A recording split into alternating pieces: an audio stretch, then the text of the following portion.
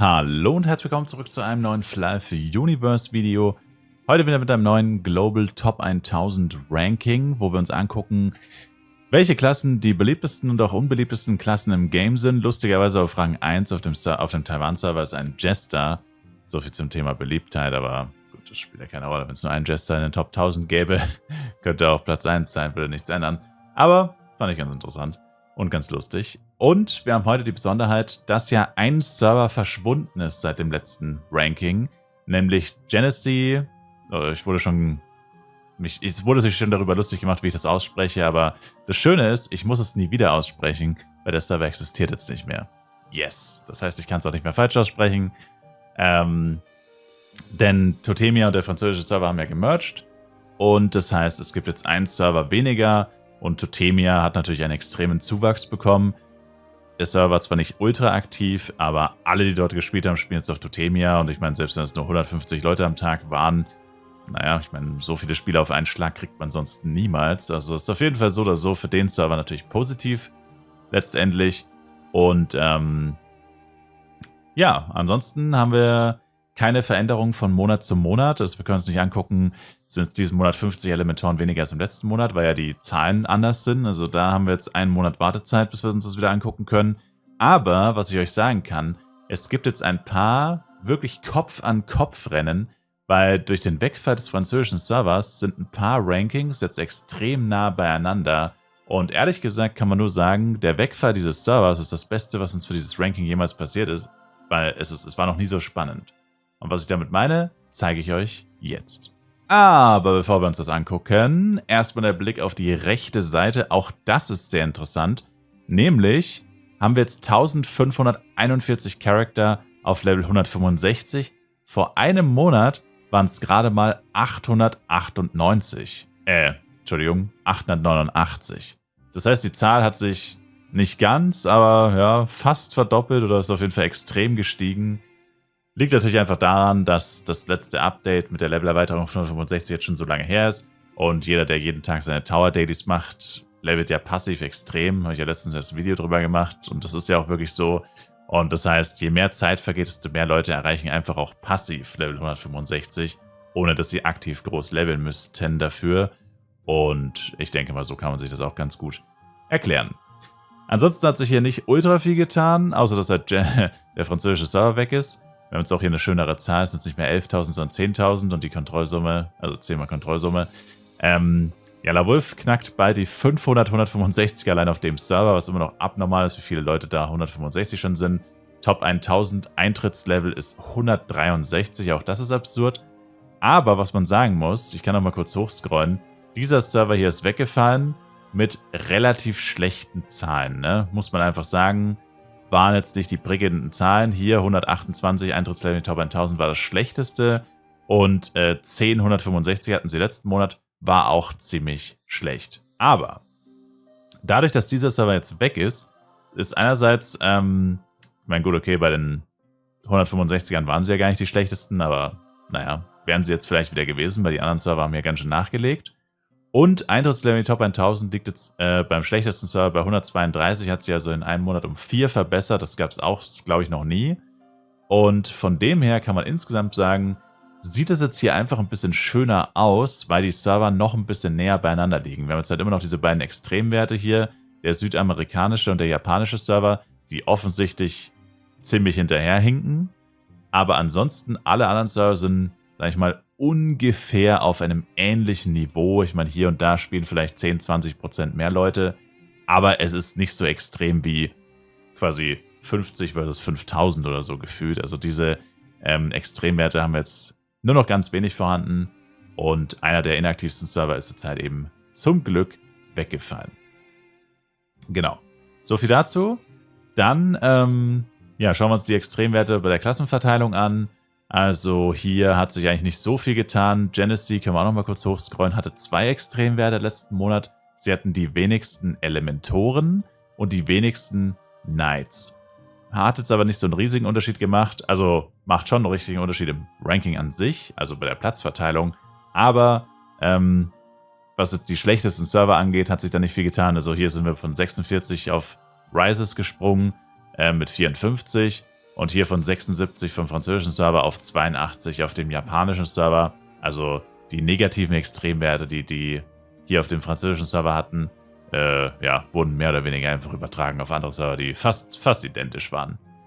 Was aber interessant ist die Rankings, nämlich die Gesamtzahl der Klassen auf allen Servern und damit auch irgendwo eine Widerspiegelung, wie beliebt eine Klasse ist, weil ich meine, je öfter sie gespielt wird, desto beliebter ist sie. Das ist einfach Logik, sage ich mal.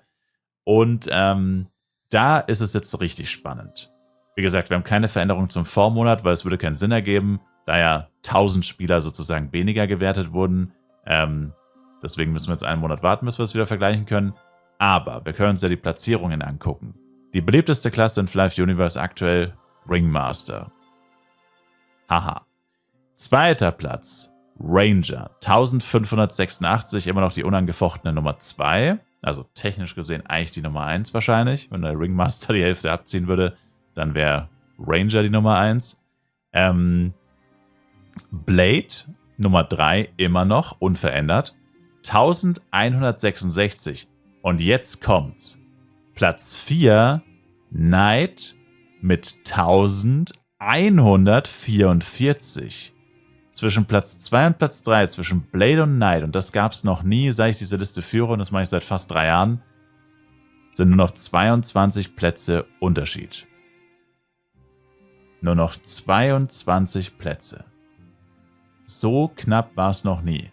Das heißt, es könnte sich jederzeit ändern und Knight könnte Platz 2 werden. Könnte. Im Vormonat war es auch knapp, aber nicht so knapp. Da waren es noch 73. Also mehr als 3-mal so viel. Durch den Wegfall vom französischen Server sind es jetzt lediglich 22 und 22, hier zum Beispiel bei Ringmaster plus 27, 22, das kann in einem Monat sich kippen. 73, da passiert nichts in einem Monat, so viel Veränderung gibt es normalerweise nicht, also das müssten mehrere Monate sein. Aber 22 könnte maximal 2 Monate sein und das ganze Ding würde sich kippen. Aber das war es doch nicht, es geht weiter. Platz 5 und Platz 6 nicht ganz so knapp. Platz 5 Bill Poster mit 891 und Platz 6 Elementor mit 845. Also auch hier hat der Elementor profitiert, logischerweise. Elementor und Knight waren ja beide gerade diese negativen Extremwerte. Die sind weggefallen. Die negativen Extremwerte sind zwar nicht sehr gestiegen, aber zumindest ein kleines bisschen. Und die haben hier auch einen Zuwachs bekommen. Und hier war es auch relativ knapp, aber hier waren es fast 100 tatsächlich. Also 89 Unterschied, was auch schon ziemlich viel ist.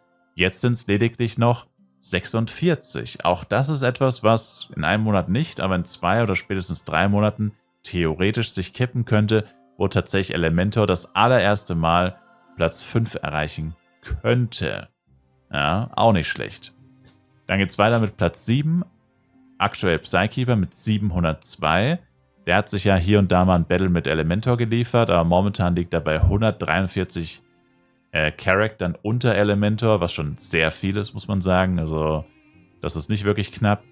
Und Jester liegt auf dem 8. Platz. Jester damit die unbeliebteste Klasse im Spiel weiterhin mit 581.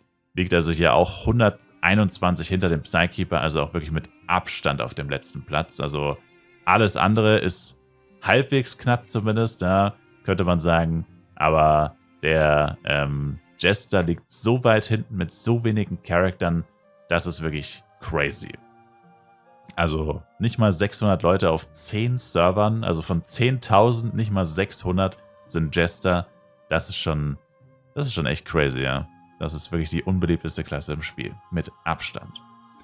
Mit großem Abstand. Und ja, das ist unser aktuelles Ranking. Also wie gesagt, ich fand es sehr interessant. Ich habe ein paar Sachen jetzt nicht so erwartet, aber der größte Grund, warum sich hier so viel getan hat bei den anderen Klassen, ist halt, weil Genesee auch, also das ist eher der Grund, also jetzt tatsächlich weniger der Grund wegen Elementor und Knight, wegen diesen beiden Extremwerten. Der Hauptgrund ist, weil es einer der Server mit den meisten Ringmastern, und wenn so ein Server wegfällt, verändert sich am meisten bei den anderen Klassen etwas. Also natürlich verliert Ringmaster auch einiges, das sowieso, aber das ist uns ja egal, das wollen wir ja, das ist ja positiv. Was sich aber bei den anderen Klassen verändert, ist halt diese 100, was sind es jetzt? Bei Totemia sind es 248, das heißt effektiv über 100 Ringmaster, die hier quasi verschwinden, mehr oder weniger. Und das verteilt sich halt auf die anderen Klassen. Und damit sieht man halt noch schöner, was wird tatsächlich gespielt, weil diese Ringmaster, vor allem auf inaktiveren Servern, man sieht es hier, der aktivste Server hat 236 Ringmaster, was schon echt wenig ist, für 1000 Charakter. Und der inaktivste Server kann man eigentlich schon so sagen, der aktuell inaktivste ist wahrscheinlich der südamerikanische oder japanische, aber ist egal, die haben fast identische Ringmaster-Zahlen, hat über 100 oder hat 130 mehr. Und diese 130, ich meine, das würdest du halt gerne ablesen, naja, was spielen die Leute wirklich bei Ringmaster? Ich meine, ist ja klar, die Ringmaster, das sind ja nur Zweitcharakter größtenteils, die werden ja nicht aktiv gespielt, das sind ja nur zum Buffen da. 50% aller Ringmaster existieren nur wegen Buffs und wegen, dass man halt zweimal Clockwalks und was weiß ich was machen kann. Also das sind ja keine echten Main-Charakter und damit verfälschen die diese Statistik. Und deswegen ist es halt, wie gesagt, sehr interessant, wenn solche Server wegfallen. Also wäre cool, wenn wir alle Server, die über 300 sind, irgendwann auf unter 300 kriegen könnten, weil das würde halt auch nochmal hier einiges im Ranking wahrscheinlich ändern. Aber es ist halt schwierig bei inaktiven Servern.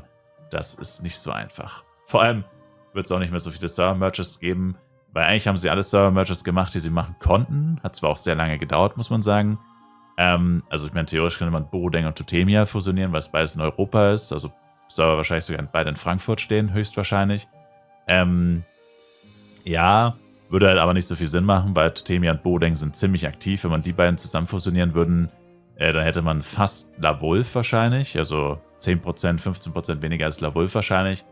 Und das wäre schon ziemlich bescheuert, weil ich, ehrlich gesagt, ich kann mir nicht vorstellen, dass es sehr viel Spaß macht, auf LaWolf zu spielen, weil da so viel los ist, dass ich glaube, da geht man sich ehrlich gesagt dann mehr auf den Sack, als dass man da wirklich Freude dran hat. Also ich finde, die Größe von Borodeng und Totemia ist die Mittelgröße oder große Server, nicht übergroß oder supergroß, sondern einfach nur große Server. Ich glaube, das ist so für den Spielspaß das Beste. Du hast viele Leute, du kannst Items verkaufen, du kannst Items kaufen, du siehst immer Leute, du findest immer Leute, etc. Aber zeitgleich ist es nicht so, egal wo du hingehst, es ist immer jemand da. Es ist immer jemand da und an Orten, die wirklich beliebt sind, sind immer mindestens 3 Leute. Und das ist dann wieder der Punkt, wo es halt, hoppla, was habe ich dir gerade gemacht? Das ist ja der Punkt, wo das dann eher wieder spaßmäßig abnimmt. Also zumindest meiner Meinung nach. Von dem her denke ich mal, sind die Server, die jetzt hier eben nicht auf LaWolfs Level sind, sondern hier in dem Mittelfeld da.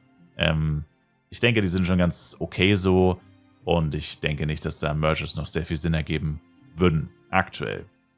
Und bei den Servern, die halt inaktiv sind, wo so Server-Merges rein von der Aktivität her schon Sinn ergeben würden, also vor allem Flarin, vielleicht Rises und der japanische Server, da ist halt das Problem, die haben halt keine Server, mit denen sie wirklich fusionieren könnten. Das hier ist Südamerika, das ist der einzige Server in Südamerika.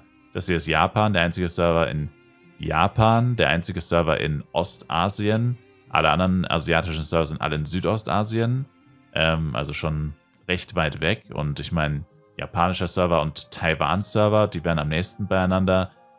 Die beiden miteinander zu fusionieren, ist halt auch fraglich, ob das so viel Sinn macht, wegen der Sprachbarriere, I guess. Also ich bezweifle mal, dass jeder oder viele Leute in Taiwan, China, Japanisch können und andersrum. Also ich weiß jetzt nicht, ob es da so einen großen kulturellen Überschnitt gibt, ehrlich gesagt. Also das wird es wahrscheinlich auch nicht so ultra viel Sinn ergeben. Deswegen ist es da ein bisschen schwieriger. Ja. Also wie gesagt, die einzigen Server, die wirklich noch Sinn machen, wären halt die ganzen südostasiatischen, die 4 oberen, weil die halt relativ aktiv sind. Also wie gesagt, wenn jetzt hier Rises auf Mia drauf klatscht, ist es dann auch schon relativ viel tatsächlich. Könnte man vielleicht machen, aber da ist auch das Publisher-Problem, weil Rises tatsächlich einen anderen Publisher hat. Also geht wahrscheinlich gar nicht. Also Rises kann man wahrscheinlich nicht fusionieren mit den anderen, wegen Publisher-Problemen.